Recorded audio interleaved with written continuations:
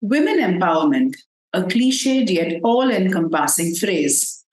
It includes not only acknowledging that women have independent thoughts of their own, but recognizing their self worth and respecting their aspirations, choices, and consent, not only professionally, but personally as well.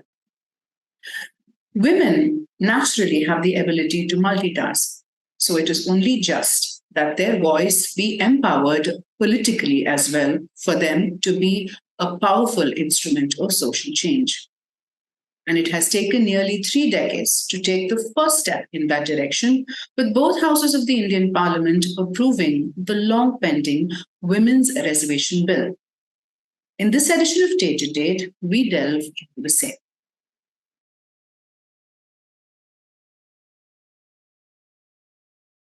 Now let's look into the history of this Women's Reservation Bill. So it was first introduced in the year 1996. And it was also introduced by the social and political activist Pramila Dhanvante at the time when there were about only 40 women out of the 543 members in the Lok Sabha.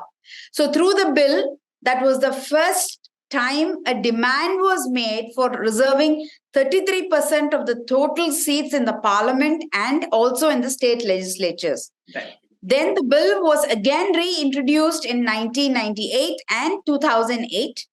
However, it remained in limbo due to the lack of consensus within and also across a lot of political parties and instances of complete patriarchal mindset.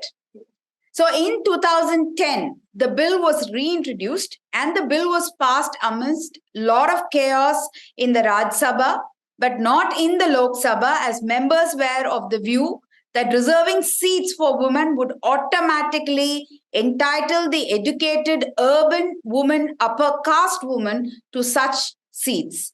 There would be also, they found that it would not be a fair representation of the rural underprivileged, especially the SC, ST, and the OBC women, and also this session lapsed. So the bill continued to remain in limbo. Now, in 2023, the process was revived. Both the houses of the parliament unanimously approved the Women's Reservation Bill.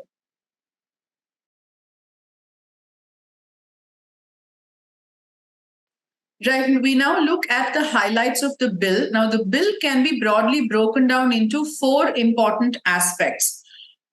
The first one, obviously, being the percentage of reservation for women. Now, 33% of the total seats in all elected legislatures will be reserved exclusively for women. Now, when I say 33%, it's 1/3 the total seats of all elected legislatures. That is the operational part.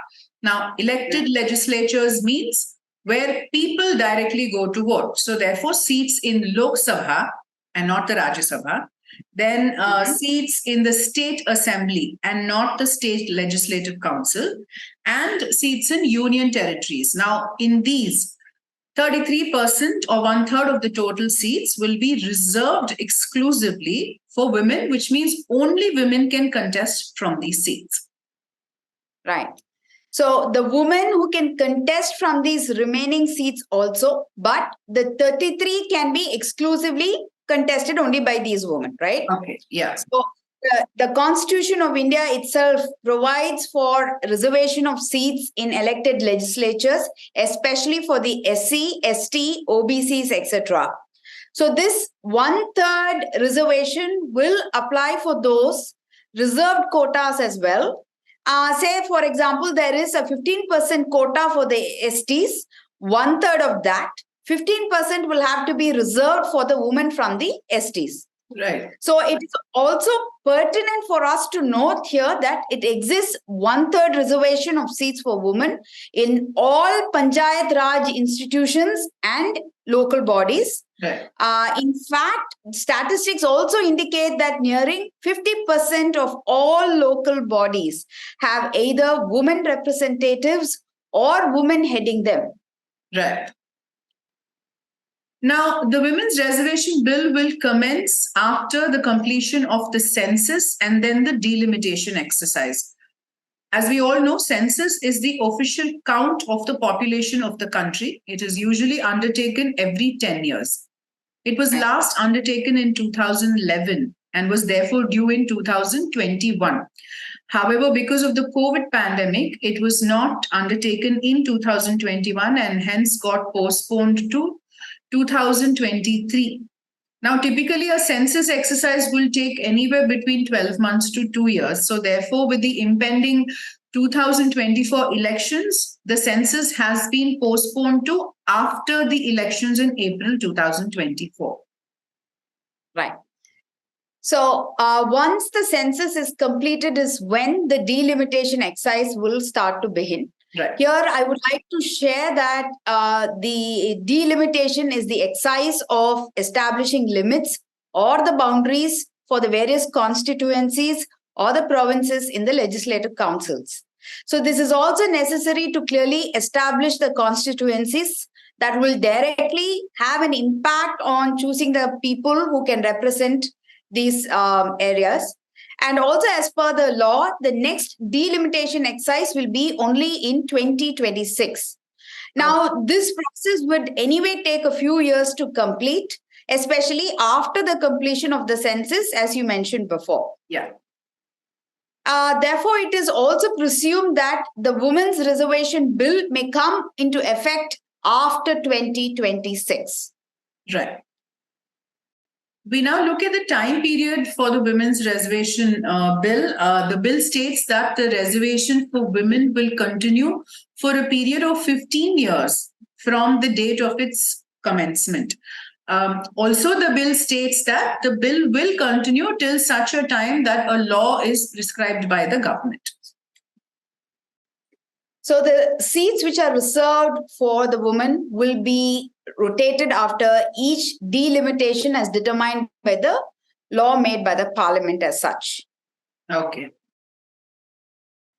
Subathra, actually, I'd like to bring to your notice an interesting trivia. When the Constituent Assembly was first constituted after the independence, I think in December 1946, Mrs. Sarojini Naidu was the only lone member, women member, out of the entire parliament sitting there. Today, if we had to do a plain reading of Google and see the number of seats, I think approximately 78 to 80 women members are there in the Lok Sabha and about 24 to 25 are in the Rajya Sabha. Okay. We've come thus far, but we have miles to go. Because if you see the Indian population, women account for about almost 68.5 to 69 crores, which is approximately nearing 50% of the total population. So it is only correct and just that they be well represented in the political fraternity, in the politics as well, for them to make any changes at policy level for the betterment of womankind in general. And I can say this seems to be the issue and holds good for globally as well. Absolutely. I would agree on that. Yeah. And also, this Women's Reservation Bill is definitely a welcome step forward. And as you mentioned, it's a long road ahead. It's like you have miles to go before you sleep, is what I would say. Yes. But it's definitely a good step, and it's a great step where we are seeing that we are moving forward from what it is.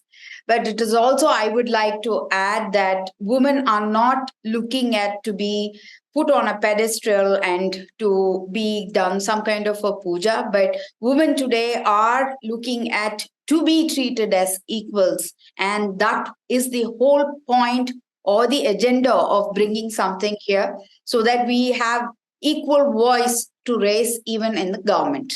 Sure. So with that, I would like to say thank you to all of you who have been watching. And until then, see you all next time. Bye from me and Sandhya. Thank you. Thank you. Bye.